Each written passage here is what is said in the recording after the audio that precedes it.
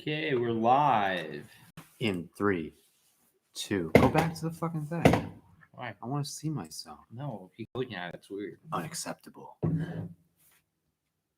What's up, everybody? This is Alex Kelly back here with another episode of the Furloughed Film Talks podcast with my brother Ryan. What's up, everybody? We are here for our Tuesday episode. We had a fantastic weekend of watching Sundance movies at the Texas Theater, as well as in our living room, Ryan. Yes. We were very fortunate to be able to do both of those. It was a really cool event that they had.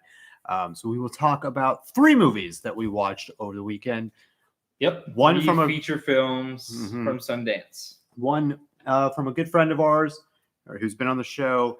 One that is the most absurd thing we've ever seen in our lives. Yes. And one from a Dallas filmmaker that was very, very good. It was mwah.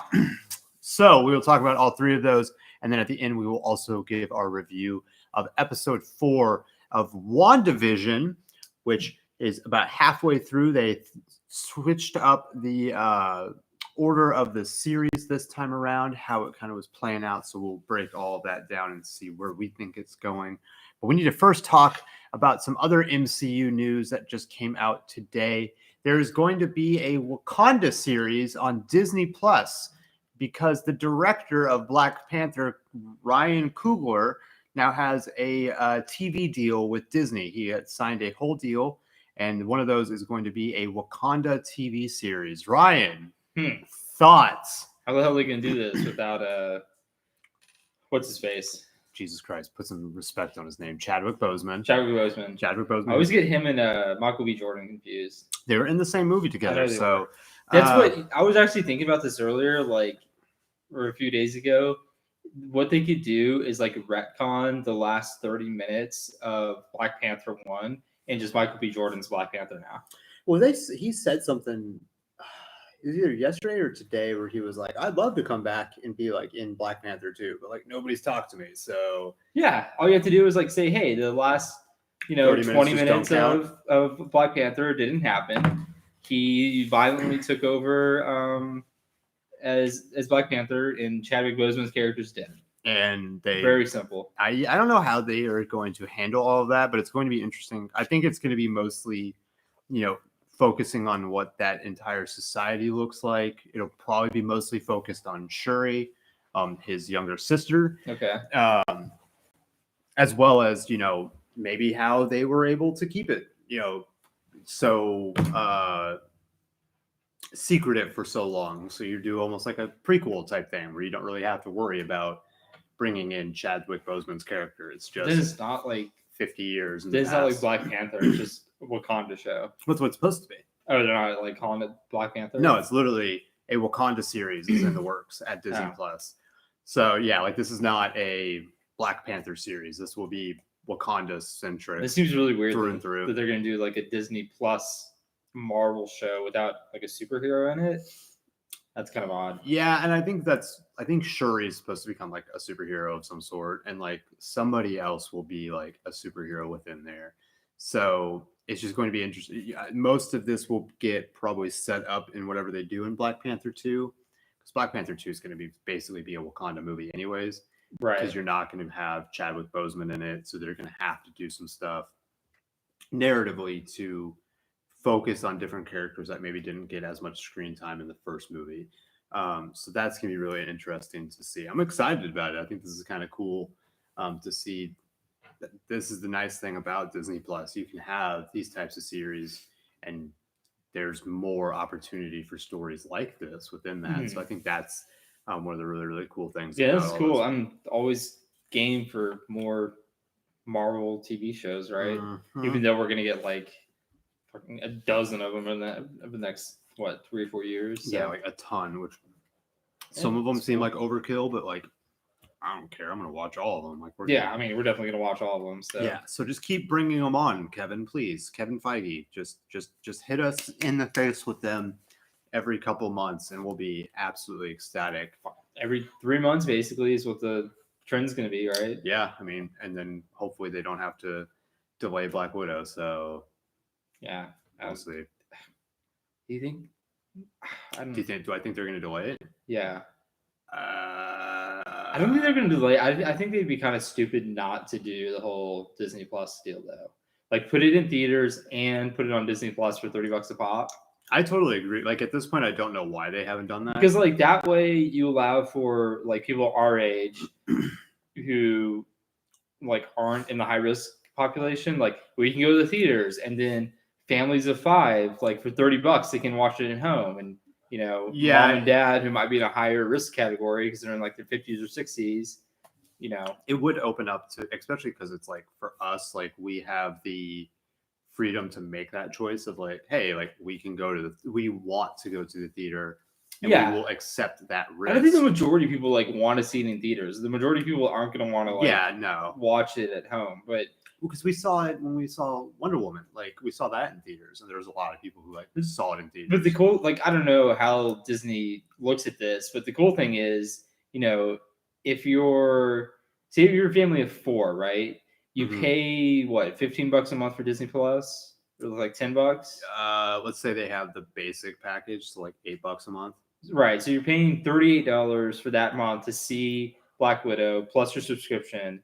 That would be less than buying 4 tickets at the theater, right? Oh yeah, like if you were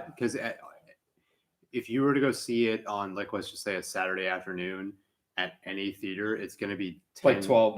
$12 per person with like the fees and everything that go into it. Unless you go to AMC Value View, then it's only $20, Ryan. But no one wants to go to.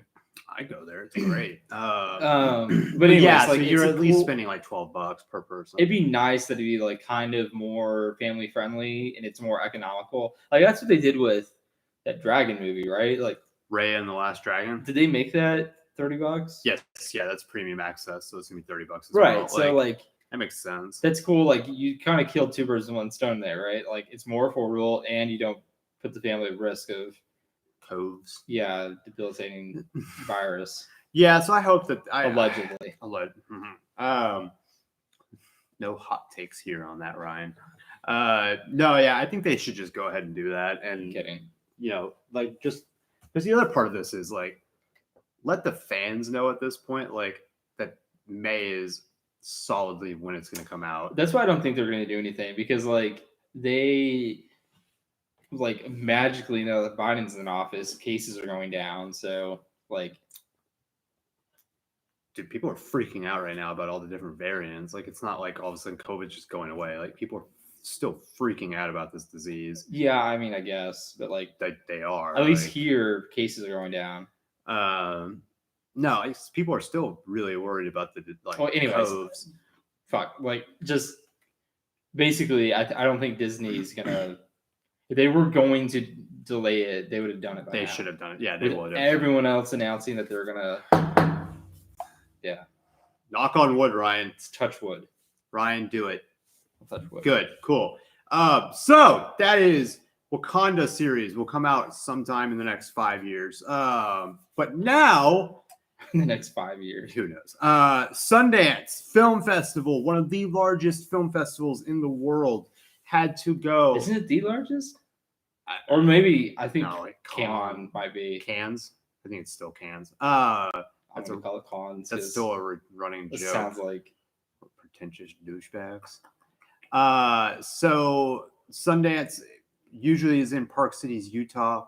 But because of what everything is happening with the pandemic that we were just talking about, they decided to do not only a virtual festival, but also to do satellite screenings throughout.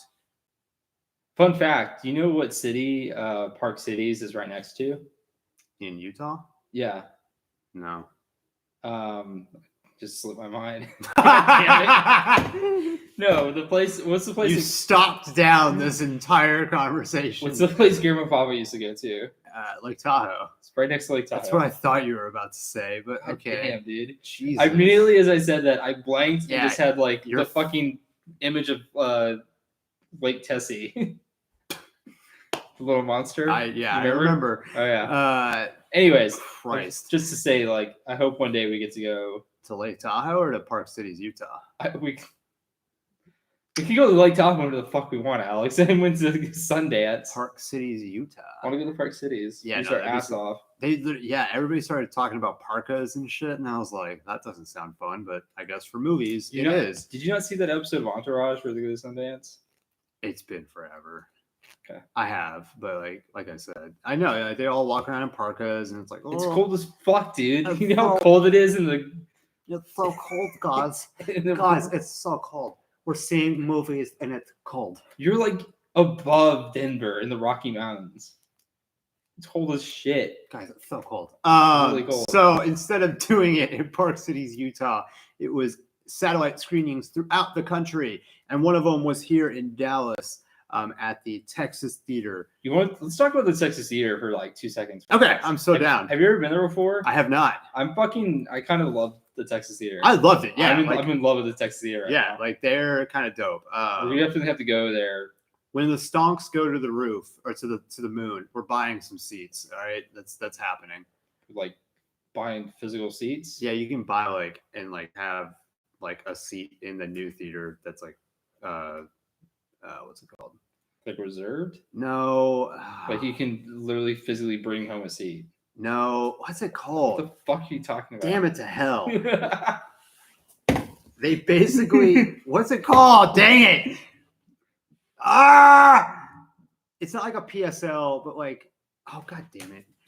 That's going to really piss me off. What's a PSL? Private seat license, like what they do at Cowboy Stadium. Oh, okay. And that's what I'm saying. Like it's your reserved seat. No, but like, okay. Anybody listening to this later is going to have absolutely no idea. Yeah, let's just find this later. No. We're doing this live, Ryan. God damn it. Okay. It's right here. Yeah, I'm pretty sure they're just selling you the seats that you can take home, Alex. Oh, you can. My bad. Fucking idiot. Oops, daisy. Okay, so that's what we're doing. We're buying one. How much are they? $350. Fuck those chairs we're gonna get at Nebraska Furniture Mart. Let's just get authentic movie theater chairs and sit in those. Yeah, I'm so down. That'd be spend $700. That'd be awesome. And you can get a commemorative seat plaque. You don't need that. I think they legitimately put this. Wait, what's the seat plaque? Yeah. Plaques will be permanently mounted on the seats in the new balcony auditorium. Oh, okay. So you can have your name put on a seat. Yeah. How much is it? That's $300. So we could get one that said Furloughed Film Talks. Yeah.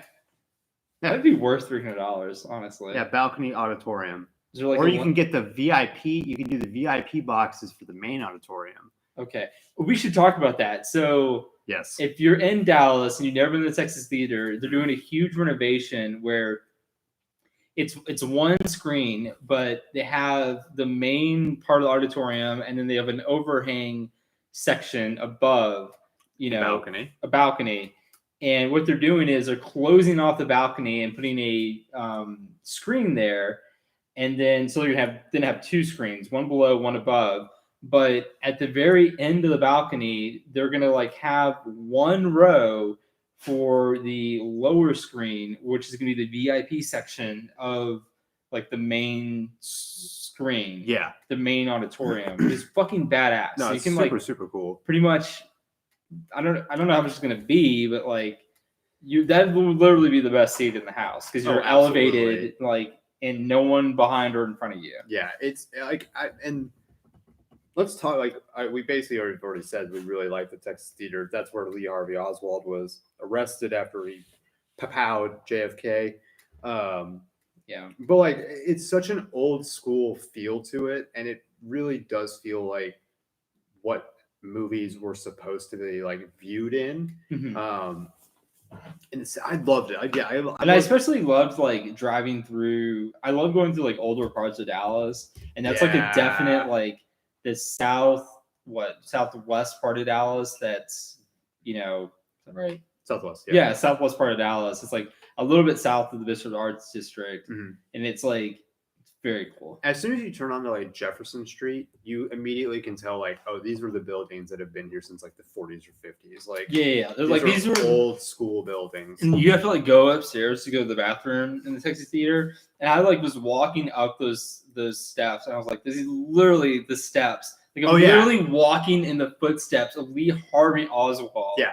right? Like, oh yeah, you get that feeling when you like walk in the building, or like when you physically walk into like the actual theater. It's like, holy hell, like this is where like history is. Like this has been around, yeah. literally before the 60s. And there's actually like a National Historic Monument plaque outside the theater. Oh, did you see that? So it's on the like historic registry and everything. Well, that's why it got saved. Like it was gonna be closed down and like sold off, but like they had a push to make it a national historical landmark, and that's what. Because I guess they like reopened it in 2010. Yeah, right? It's been a while, but like they've been able to keep it open through. And this doing Sundance was the first thing they had done since the pandemic. Really? So like, isn't that what he said before Mother Schmuckers? I think so. I think he basically said like this is the first time they had. So I wonder if they're going to start doing like regular screenings now. I hope so, because I want to go to another one, man. I'm mad that we were not able, and they sold out really fast. But like tickets for Judas and the Black Messiah, like I would have liked to. Was that Thursday or Friday? Tomorrow. Oh, okay. Yeah, it sold out forever ago. But no. So did they show like before they shut down, obviously, but like back in 2019, did they mainly show independent films? Yes, that's where the Oak Cliff Film Festival is there, and they usually show like independent stuff, not the bigger budget movies. But yeah, I'd much rather go there than fucking Angelica. Well, and like that's where they played The Irishman there. Oh, really? Yeah, it's like they had that, but like Netflix only put it in a handful of theaters. Like they got chosen by Netflix. Yeah, Okay. So that's the type of stuff that they usually have in their theater, not stuff that's going to be. That's cool because like every like 2 weeks there's like it's not like a normal theater where they're showing like 20 things. Like you can go to the Texas Theater like once every other week. Is like a big like that's where you go see like the latest thing. Right? Exactly. And what the other thing that I thought about when we were like going in and sitting down and like I also love that they had a Mexican Coke. That was pretty sick. That was badass. I think it was when we were seeing Jockey. I sat down and it's this massive theater that you're in. Like it seats like 500 people. Yeah, and you know what? Like it gives me kind of vibes of is on a smaller scale, but like Radio City Music Hall, like the way that the walls are and just the overall feel of the theater, it feels like an old school theater. But because how a movie theater should have been. Because originally it wasn't like a movie theater; it was a performing arts theater. Exactly. Right. Yeah, so it's like a real like stage. Exactly. Oh yeah. But like the other thing is, when you sit in there and you're sitting like watching a movie in there. It would be crazy to a lot of people if you said like, oh yeah, I saw it at this movie theater and it's only one screen. And they'd be like, oh, there's not 24 screens like there is at Stonebriar. It's like, no, like this is one screen and they only show a couple movies at a time. And it's, the best that they can get in there.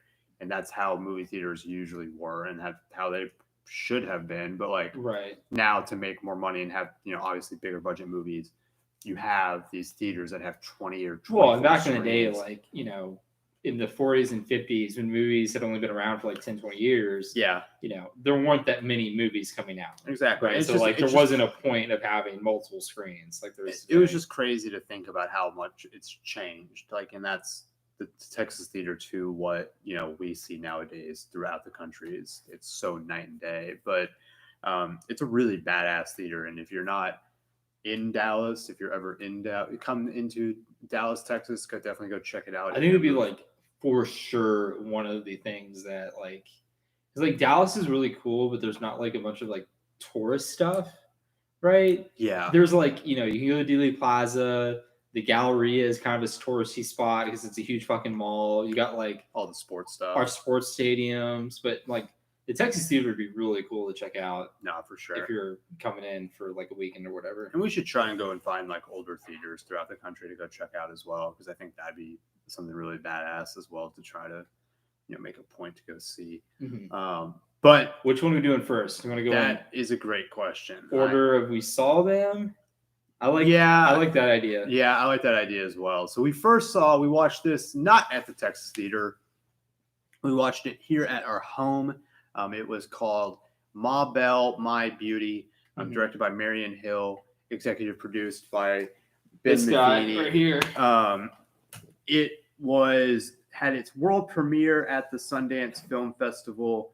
Ryan, I'm going to pull up the read the official synopsis for this movie. Yeah, because I'll just read the synopsis without even giving my opinion. Not even my opinion, my little anecdotal experience. Because I had no idea what this movie was about, and all I knew, it was shot in the south of France. Okay. And that Ben had produced it, right? Yes. And so I was thinking okay, this is going to be, when I read the synopsis, it was very far from what I was expecting. Yeah, which is not always a bad thing. I don't know what I was expecting, but I wasn't expecting this. A surprise reunion in the south of France reignites passions and jealousies between two women who were formerly polyamorous lovers. Does it actually say that? Yeah, it does. Okay. Yeah, and so basically the plot of this movie is you have what's the lead character's name? Birdie. Yeah, Birdie, who played by Idella Johnson. Right. Who is married to a dude named Fred, who's played by Lucien Guignard. Yeah. So Fred's French. Birdie is from New Orleans. Yes. And this is it started out very strange because Fred and Birdie are married, but you're going into the movie with a synopsis of queer polyamorous. Yeah, two women polyamorous lovers. Yeah. And it immediately starts off with now she's married to a guy. Yeah, and she's I'm probably being so fucking backwards and shit with this. No, it's totally fine. It seems really we'll get weird. To that. We'll get to the analysis here in a minute. But let's set the stage of what this movie is. So they're married, and Fred invites Birdie's former lover. It says Lane. Lane. Lane, Lane, who's played by Hannah Pepper Cunningham. Yep. So invites Lane to come stay with them, unbeknownst to Birdie. Yeah. And then basically the film unravels from there with the reigniting of this relationship and rehashing what had happened in their past. Yes. And kind of going from there. Which let's not really get into spoilers on this. Let's just talk very broad strokes of what this movie is. I guess we can't even with Jockey, we can't say shit, can we? No, yeah. It is public, right? So no, it's pretty you'd have to but they showed it publicly in a theater. Yeah, I don't know how all that works. Because they spoiled the hell out of Mother Schmuckers. That I feel we're totally cool with with that we're fine. Totally talking about some of the really was My Belle My Beauty in theater locations? It wasn't here in Dallas. That's why I'm hesitant. All right, let's just keep it. Just in case. But it's a very and I liked the overall story idea. I liked the idea of rehashing old relationships. And not deciding, but seeing what those dynamics are, and finding out what it would be like if all of a sudden somebody that you used to have a real passionate relationship just basically shows back up out of nowhere. Mm-hmm. I always like those types of things. This it felt like it didn't scratch the surface as much as it really could have. Yeah. It doesn't feel like it went any more than just we're in France, let's have some parties and have a couple sex scenes and have a couple fighting scenes. Right. It doesn't feel like it really went any further than it really could have. I think the main problem with the writing of the story was they waited far too long to give you a reason to care about their Lane and Birdie's relationship, right? Yeah. They show up and there's the teasing of they had a relationship, but something went sideways, and it's a good halfway into the movie before they actually talk about it and they actually give you the specifics on what happened. And it's so for that first half of the movie, you're just kind of like, are they going to reignite the relationship? Yeah. Are they going to like have this big blow up fight and then a reconnection? Like, where exactly is this going, and why should I Give a fuck. be all that invested in either like? And there's not even a moment where like somebody in the background gives like is talking to somebody else and says like, hey, like, yeah, like this is what they used to do, or like just like gives anecdotal evidence of Right. like what their relationship used to be. There's none of that. It's all supposed to be nonverbal tension between these two, and that's good up to a certain point until they basically reconnect or do their thing, but then you still don't have an understanding of why there was tension there in the first place. You just have them not even really being cool with each other. It's just like they're kind of talking. They're just like existing. It's a weird, yeah, like right. And then it's just a weird like way to go about this story. And that's not saying like the polyamorous part of it is weird. That like worked actually pretty well. Having those like dynamics. That's something I really liked about the film. Yeah. Is it like actually like illuminates, like you think of a polyamorous like relationship, right? And you think of like, oh, that sounds fucking amazing, right? Like you have an open relationship, you kind of like get to fuck whoever you want.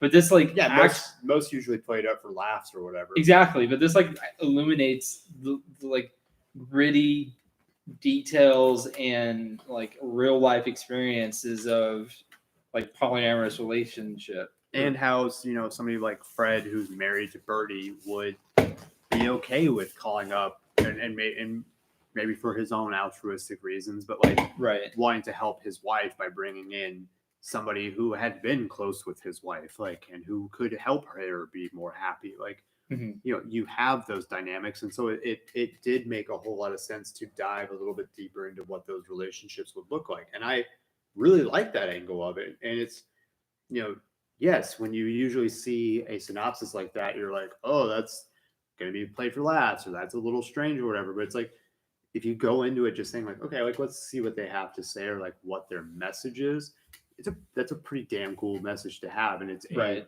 different perspective, which is what I think movies are supposed to do. It's supposed to give you different dynamics, different diversity, and different angles of looking at things. And that's what this does kind of well. It's just, it doesn't hit on some other things, story wise that it could. I just think the story wasn't as fleshed out and as congruent as it could have been. But I mean, like that's kind of like the only knock you can make on this movie, right? Yeah. Like it's a very interesting story. Some of the cinematography is great. The cinematography is amazing. Like you can really make a lot of comparisons between this and Call Me by Your Name, right? Yeah, like that's something that I saw it being compared to, and it makes a lot of sense because Call Me by Your Name, some of the best is the cinematography of. They're in France too. They're in Italy. Yeah. This like they make, and the cinematography is really good when you're like, shit, I want to go to France. Like that looks beautiful. Like that, it puts it in a great light. But the real difference is like, in Call Me by Your Name, they use there's far more dialogue and far more like delving into the character. And that's what like inevitably makes Call Me by Your Name a far better movie than something like My Belle, My Beauty. But again, this is Marion Hill's first feature film. Yeah, like I said. And I would say for someone's first feature film, this is pretty good. Yeah, I think I said I think you kind of chided me, but I said decent. Like that's not saying it was bad. It was good. It was just it wasn't blown out of this world. But like for somebody who does, and again, this is me who's never done this, so like she did put a lot of work into this. Oh, for sure. She did a good job, and they got into Sundance, and that's badass. And we're going to be interested to see what she does in the future. So this is definitely something to watch in the future. I mean, this is like a really respectable film. Like this is in no way gonna like win anything at Sundance, but it's also who does? It's 70 films, and there's only going to be like 5 or 6 that get. Yeah, exactly. I mean, what did you come up with a score on the Jindo Max Head rating for this? I think I said 3.25. Yeah, so I was like between a 3 and 3.25. Which our ratings are always take into account variables such as it being the filmmaker's first film, or which then that's fine. I think screw people who are like, oh, your rating system is dumb, or like you bring into things, you like factor in other things. I'm like, yeah, we're human. I'm gonna have my own opinion. I'm not saying that. I was saying like if I don't know, some like mainstream director like with a bunch of mainstream actors and actresses and made this exact same film, I would probably give it like a 2.5, like 2.25, 2.5. But for Marion Hill and for like the cast that she had and the resources that she had, like this is a solid like 3.25. I agree with your time. But let's move on to a movie that we're going to definitely spend a while talking about. Okay, holy hell. I have to say from the get-go, I don't give a fuck what other critics have to say about this. This is a perfect fucking 5 for me. 5.0 out of 5 Jindo Max heads, okay? Yeah. If Max had like an extra head, I would give it a 6. But holy shit, this is amazing. This is the only like review that I really have to give of this movie. Is I've never done this. I have never walked out of a theater in a daze and then went 20 minutes, because when you're in a movie, usually when you get out of the movie, what's the first thing you do? You turn to someone else and say like, hey, what do you think of that? You check your phone, right? Sure. You pull your phone out, you see what text message you got, blah, blah, blah. I didn't check my phone. The first thing you do is you turn to the person you say, and then you check your phone. I didn't check my phone for 30 minutes because I was so fucking taken aback by what I had just seen. I was that dazed by this movie that it literally was 30 minutes later when we were in the car that I finally remembered, oh my God, I haven't checked my phone in like an hour and a half. What the actual fuck did I just watch? Yeah. Ryan, we are, of course, talking about Mother Schmuckers. It is a Belgian movie, which that's one of the most badass lines I've ever said.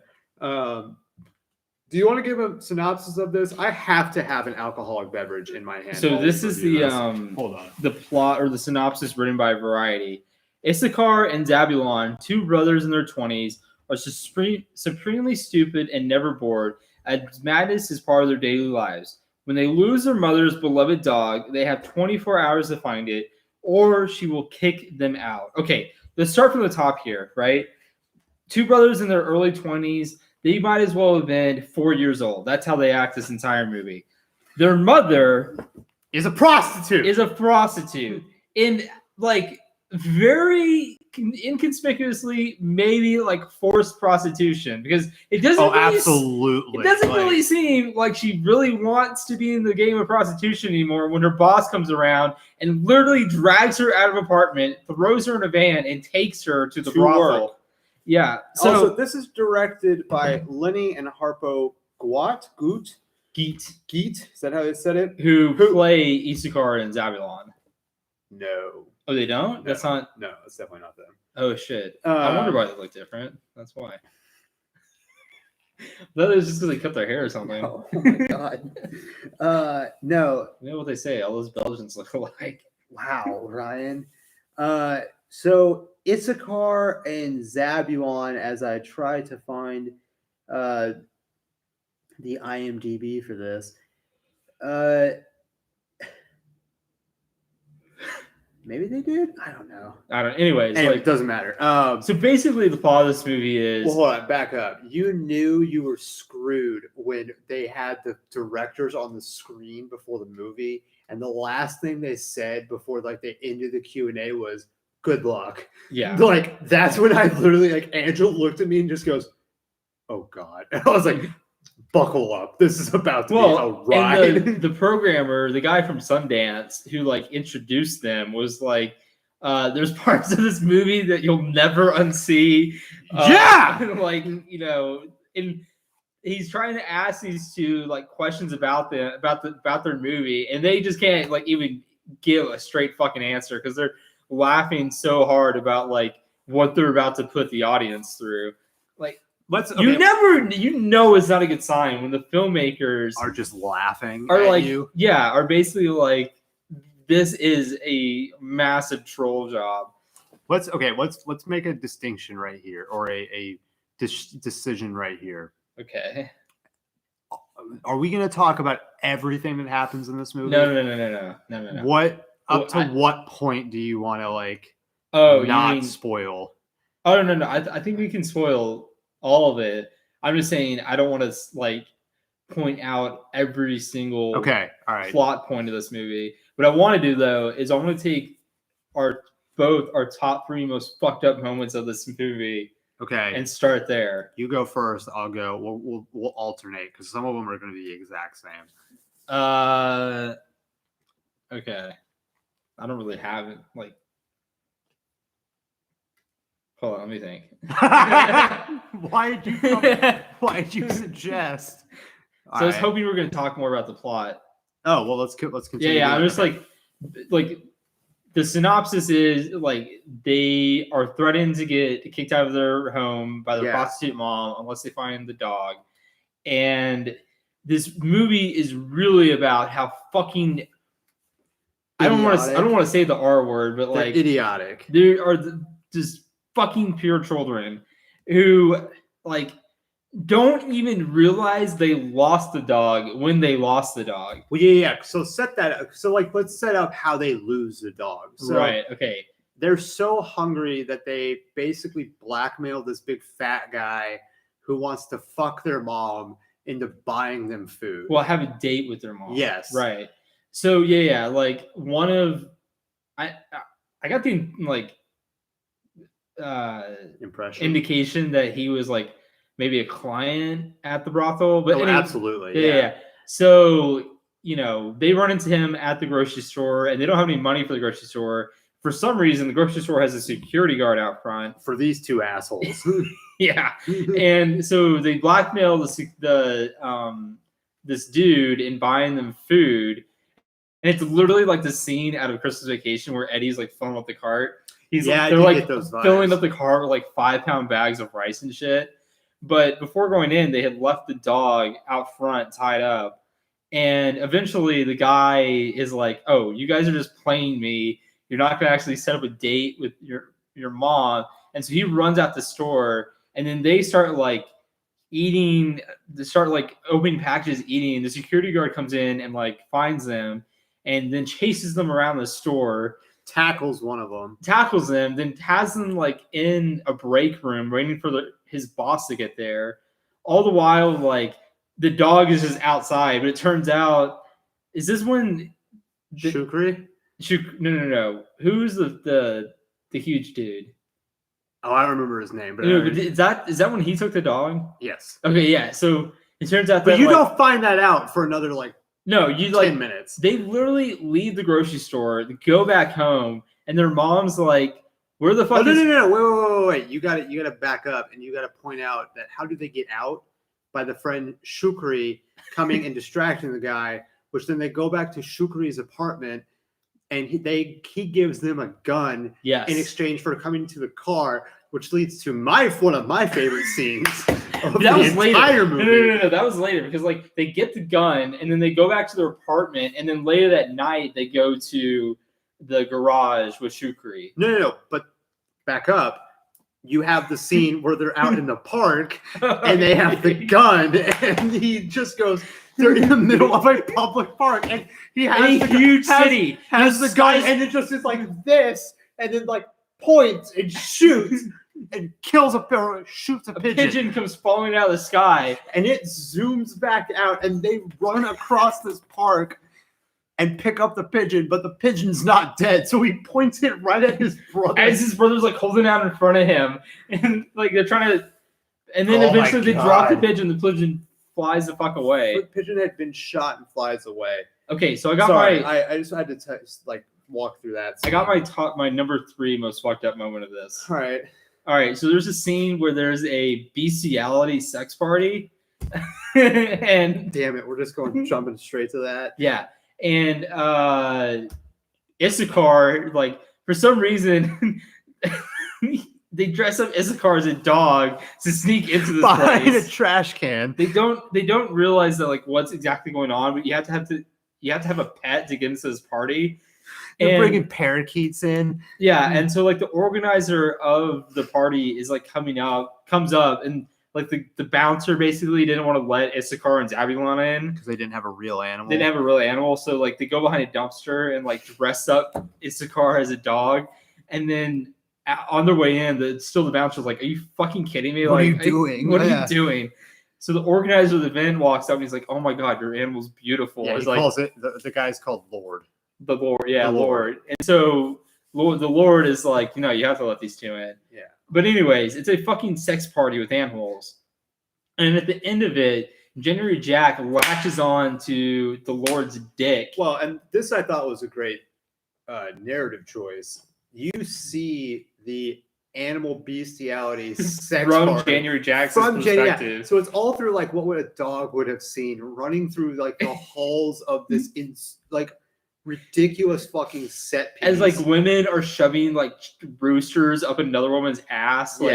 Like really insane shit is happening, and you're just like, what am I watching? But at the end of it, this is my number 3. January Jack rips off Lord's dick. Yeah. Well, and he latches on because that guy is attacking Issachar, and then Issachar jumps up and is trying to rip January Jack off the guy's dick. So it looks like they're Eiffel Towering the dog. And that's when Zabulon runs in and sees that. And then that's when January Jack rips his dick off. Yeah. That's within 30 seconds of each other. And then they're walking down the street after this, and like just January Jack's mouth is like covered in blood. Red.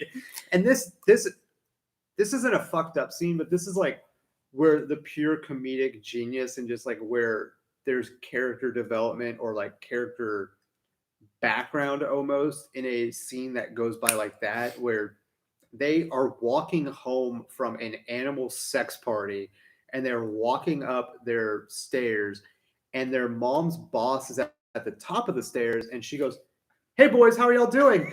Just deadpan silence. And he just goes, all he says, one word, and mind you, animal sex party, just goes, "Good." And it cuts. It's fucking just like perfect. Yeah.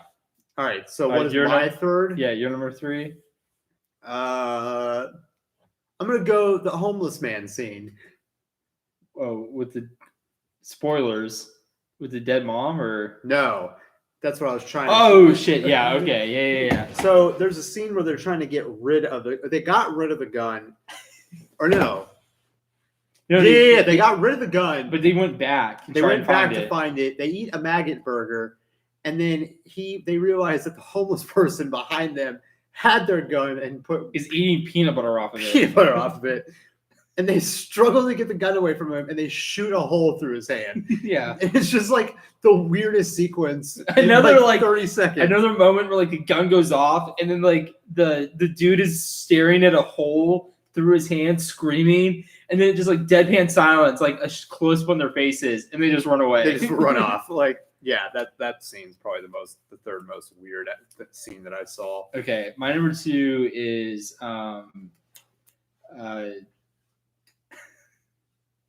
the fucking where they the homeless people. No. I'm gonna go another number 2, which will lead to my number 1, I guess. Oh yeah, I know. My number 2 is towards the end of the movie. Heavy spoilers at this point in the movie. If you want to like, which you probably don't, but like yeah, like, I don't even know how you would see this, but spoilers at this point. So they finally have January Jack, and they finally get home, and who was in the apartment that they were? It was Issachar. It was one of the brothers, and he walks in with the dog, and it's pitch black, and he basically attacks him with a clarinet. Oh, but he doesn't realize that he's beating. That's right. Yeah. So he's beating the dog to death. So they actually beat the dog to death with the clarinet, and they decide to cook the dog for dinner or whatever. And their mom gets home and is like, "Oh my God, boys, thank God." And they're like, "Oh, fix me a plate." And so they fix her a plate of January Jack, and she's eating it. And at first, they're just sloppily eating this food, and you can't tell it's January Jack. And then finally, the context clues. 5 seconds into the scene, you knew it was January Jack. Right. Because as soon as she sits down, one of the boys grabs this fucking bone that's the size of a cow leg and is eating meat off of it. And the mom is like, "Where's January Jack?" And then one of the boys is like, "Oh, isn't he delicious?" And the other was like, "He's dead, Mom." And we cooked him. And the mom finally realizes that she's been eating her dog the entire time. Yes, and has a heart attack. And dies. This was by far that's by far the second same for me. And so then but that was actually the funniest moment in this movie for me. But as soon as she grabs her chest, she's gonna die, dude. Yeah. And then I was like, "Oh my God, are they gonna eat their mom too?" For a split second, I thought that's what was gonna happen. But then the number one most fucked up part of this entire movie for me, and it's what yours was gonna be as well. Okay, or do you want me to explain? No, yeah, you can explain this one. Oh my God. So I'm gonna preface it with this. This is what I can say about this movie, and this is my analysis / review of this whole movie. I have never been in a movie where it's a comedy or a horror or whatever you might have it, where I thought, oh my God, they've gone so far. There's no possible way they can go any farther. And then not 30 seconds shatter. Not 30 seconds later. Yeah, they would kick me in the dick and go right farther than that. Yeah. Then farther and then farther and then farther up to this final scene where I literally my mouth dropped. I didn't realize I didn't think they would do something like this, but they did. And what I mean by that is the mom dies. They then put the mom in a trolley because they're trying to get her to the hospital. A grocery cart. Yeah. Shopping cart. They then somehow lose the shopping cart. Yes. And they're running around trying to find their dead mother. And they're running through what is basically an underpass. And they realize that there is a murmuring and all these people are walking over. And they're running through. And this one homeless guy stops them and just goes, "Oi, mate, you just stop. You get your turn soon in a minute." And then it cuts and somebody moves out of the way. And they're in a tent. Is their dead mom who's being whored out again for homeless people to have sex with her. Homeless people have dead with her to have sex with her dead body. That's what I was just like.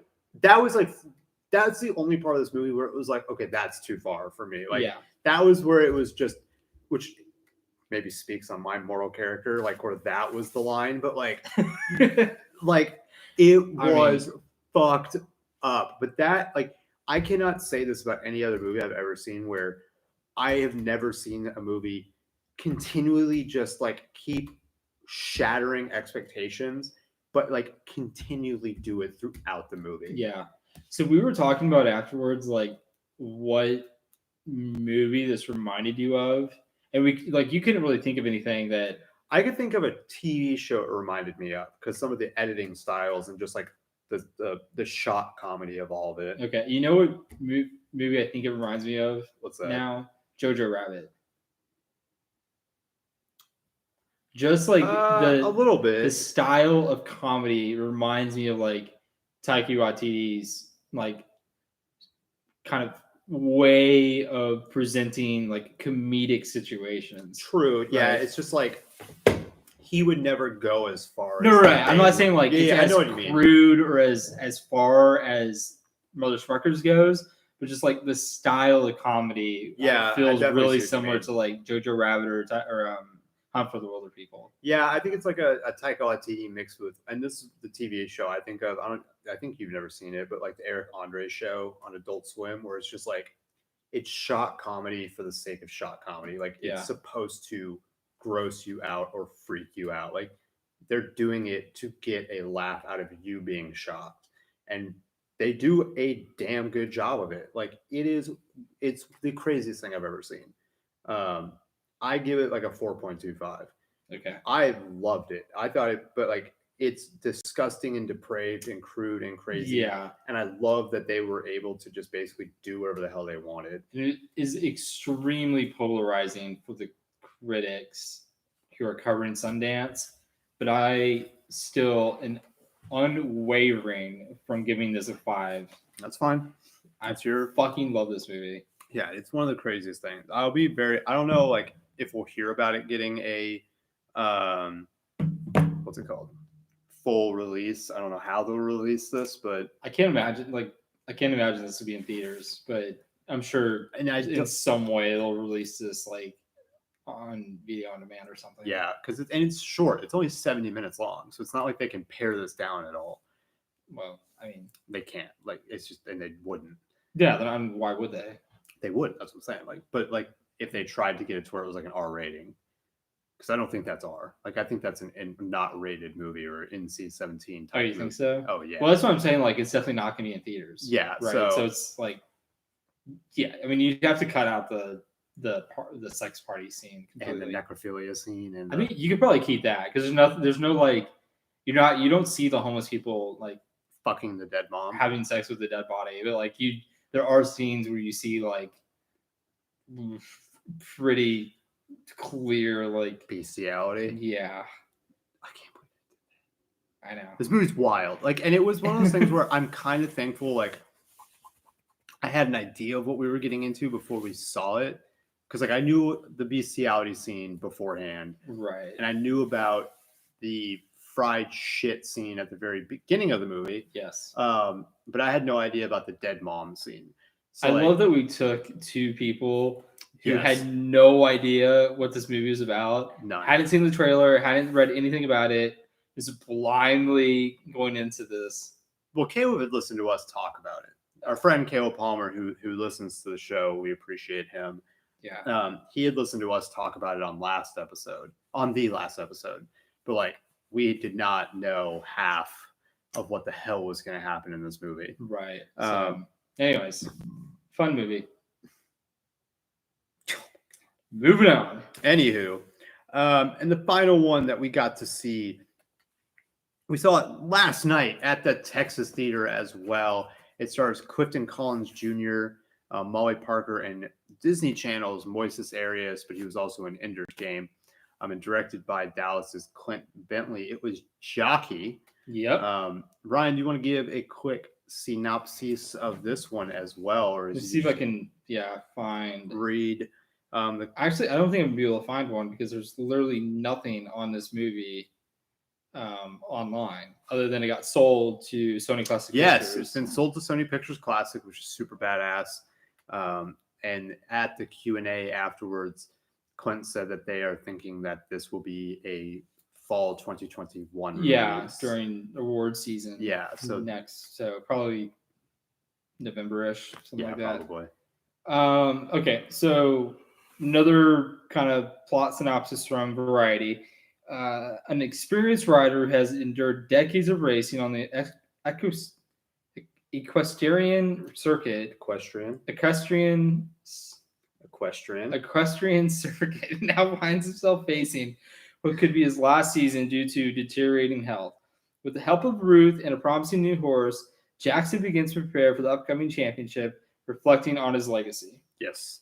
Yeah. Okay. So this was, I think I can easily say that we both love this movie too. Right? Yeah, this was a great one. Very different than Mother Schmuckers, but extremely. Yeah.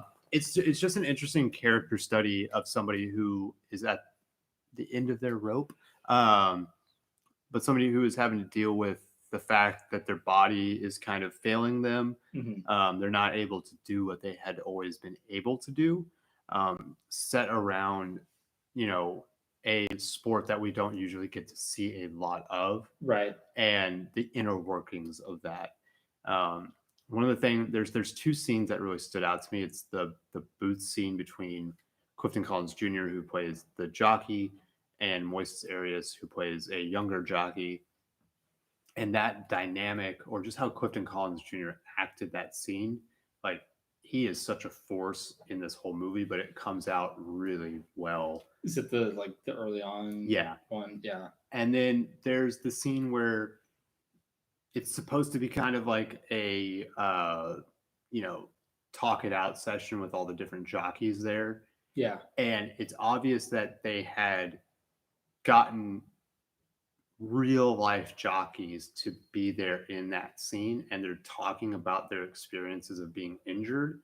And that is such a visceral, real life, them telling their own experiences, where it's not acting, it's them telling what's happened to them. Mm-hmm. And that comes through that scene, and it works so damn well. Well, it's probably good to point out, like, at this point, that this is shot on a operating racetrack, and they recorded this movie without impeding on the operation of the racetrack whatsoever. So, like, they were filming their scenes while, like, there was actual races going on, and actual jockeys so fucking cool, coming off and on the racetrack. And so, yeah, they were able to grab a few jockeys and say, hey, we're going to, like, shoot the scene where we literally just want you to talk about your injuries and, like, what's happened in your career.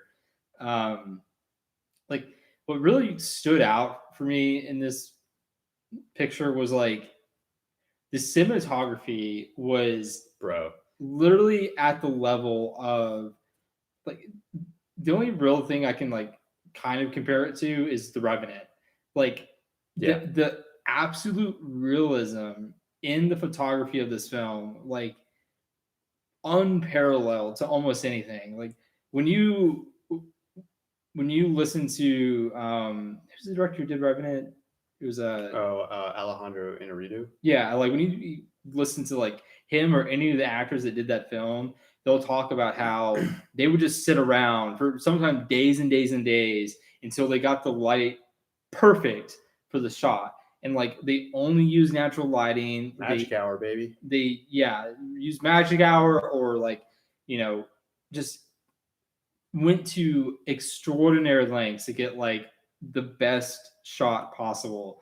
And even though, like, they didn't have that luxury of, like, spending that much time getting those kind of shots, they still did an extraordinary job in, like, crafting this film. I've never, like, and there's another scene where the cinematography, and it's a new way of framing a scene, almost, where in most scenes when you have two characters, you have them cutting back and forth from when they're talking. Mm-hmm. It was about halfway through this scene where I realized that instead of cutting back and forth, whenever one person would talk, that person would come into focus and the other person would get a little bit fuzzy, and then the other person would come into focus when they were talking. And so it was all one shot, but you still had these transitions to where your eye was basically supposed to be saying, like, hey, this person's talking now, so we're focused on them. Hey, this person's talking, we're focused on them. That is something I've never really seen before. Right. And that is such a cinematic thing that is really fucking cool. Yeah, and they did that so seamlessly. Like, I didn't even notice in that scene. Yeah. That's what was happening. There was one scene in particular, like, I can literally, like, picture this scene because it's so goddamn beautiful. But it's a scene where Jackson walks up on Moises' character, he's fishing, and, like, yeah, okay, I thought that's what you were gonna say. Yeah, so, like, they're sitting down and there's huge palm trees behind this, like, little pond that he's fishing in, and the sun is just beginning to set, and then they cut to, like, 20 minutes later, and it's like, if you're in Texas and, like, you know what I'm talking about, where around, like, 30 to 20 minutes before the sun actually sets, like, you get the burnt orange sky and, like, the ridiculously beautiful, like, watercolor painted sky, like that set against the palm tree, set against this pond, set against these two cowboys or jockeys. Like one of the most beautiful scenes I've ever seen. It's a ridiculous scene to watch. But yeah, like that's just the whole movie right there. Like there's so many of those types of scenes. Yeah, and the other thing that really makes this movie special is the music. Yeah, they did. I guess I was so caught up in the cinematography portion of it, but like the music it adds that different layer where it gives depth and momentum and sadness to everything that's going on. And I fucking love this movie, man. Yeah, like, so I really enjoyed this movie. For the score, they had Aaron Rice Dessner of The National do it, and that like adds just so much depth to the film as well. Like, what would you give this on a Max Jindo head rating, Ryan? I think I don't know. I'm between a 4.25 and a 4.5. I was gonna say 4.5 for sure. Yeah, I think Clifton Collins Jr. absolutely kills it in his role, and the cinematography is top 5 that I've ever seen. Like for sure. Yeah, it is some of the best cinematography that is out there, and it is no surprise why Sony Pictures Classic picked this up. Yeah, like I'm really looking forward to like seeing this come out in theaters, and then I think we can definitely do like a full spoiler review and like really get into like the nitty gritty of the story and everything. Yeah, the character parts of it. Yeah, because that's something like with Mother Schmuckers, it's dude trying to get their mom to eat fried shit. Like we can spoil everything that happened there. Right. The story and the character aspects of what happens here, really you need to see for yourself and understand what all that is and see the cinematography for it. So yeah, I'm really excited. It's not like a really complicated story, but there's just like this subtle flow of the storyline that you would really want to experience. Yeah. No, I'm excited on your own. I'm excited to have that be out in the theater. See. But I'm thinking we save WandaVision for next time. Okay. We save it for Thursday. We'll do it right before the next episode that comes out. Episode 5 is coming out this Friday. So we'll do our episode 4 review, and we'll get the episode 5 review up sometime on the weekend or Tuesday. Nothing.